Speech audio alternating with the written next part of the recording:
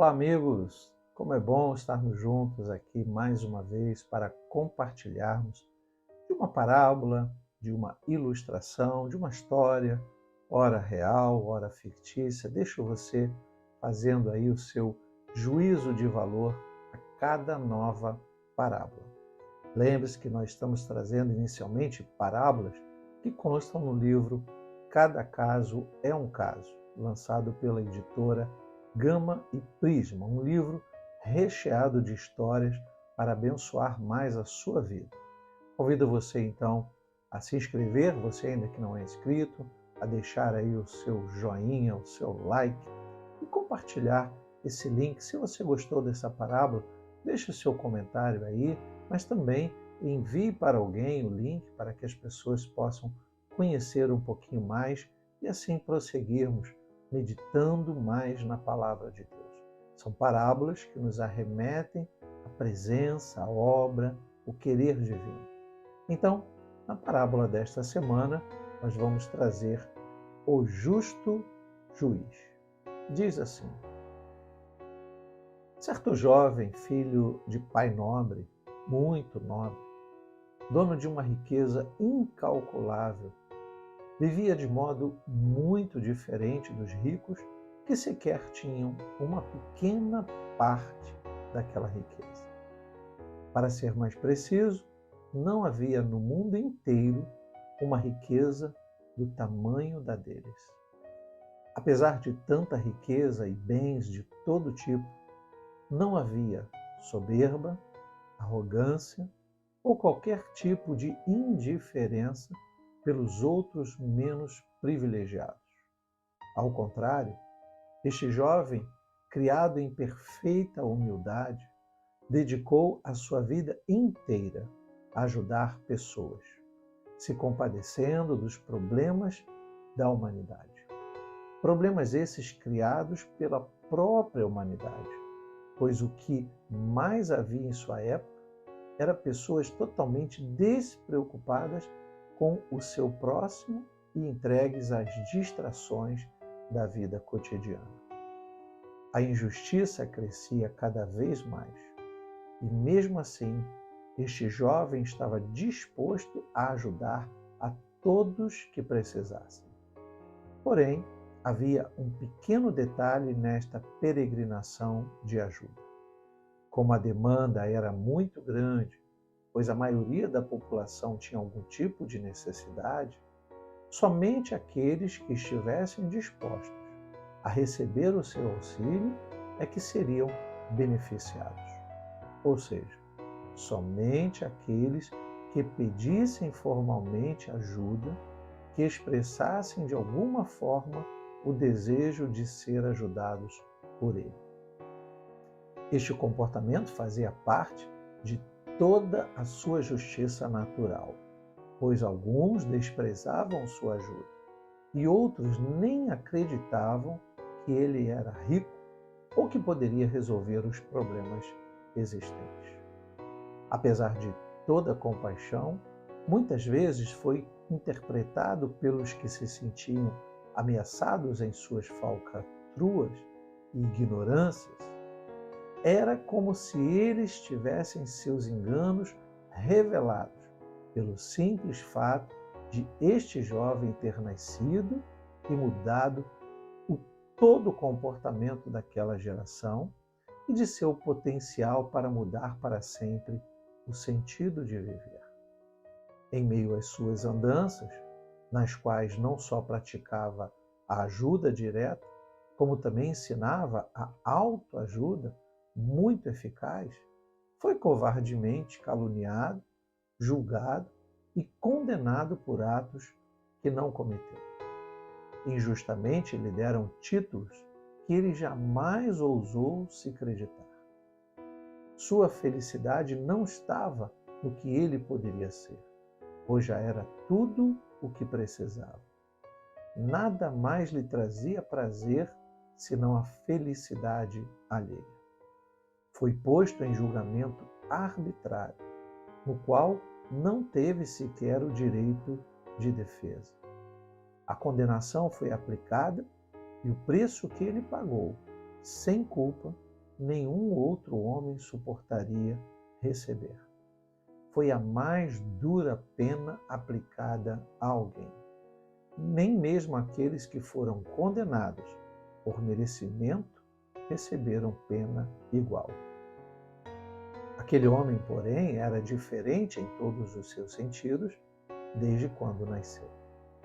O seu modo de falar, pensar e cuidar dos outros refletiam a sua jovialidade.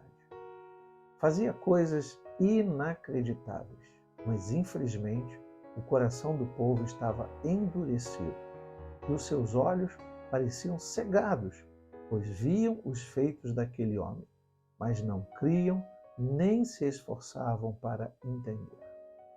As suas raízes prendiam-nos ao passado árduo, impedindo que cresça em algo novo e eficaz para se viver bem. O fato de ser diferente fez com que ele resistisse àquela condenação como ninguém jamais viu ou ouviu falar.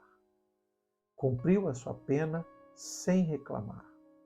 Dores sentiu comumente, mas a resistência era maior e esta lhe garantiu a vitória sobre todos aqueles que torciam por sua derrota.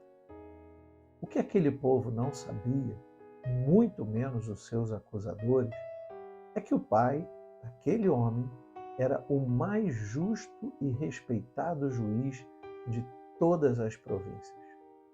A sua inabalável justiça permitiu que o seu filho amado fosse previamente julgado e condenado pelos homens maus, pois seu pai sabia da sua aprovação no final.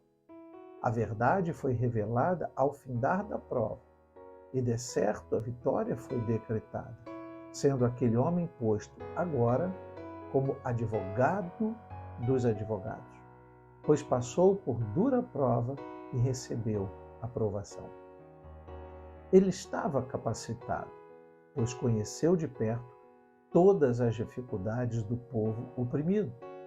Vivenciou as injustiças praticadas pelos opressores e experimentou na própria carne as dores sentidas pelos desassistidos. A sua condição de advogado, eleito pelo juiz dos juízes, permitiu-lhe atender ainda mais as causas do povo. Todo aquele que o buscava para advogar a sua causa tinha a certeza da vitória, pois o seu pai, o justo juiz, não lhe negava um pedido sequer de absolvição, sabendo da capacidade exemplar do seu filho em advogar principalmente causas impossíveis, pois era a sua especialidade, e todas no sentido de transformar totalmente a vida daqueles sofridos réus.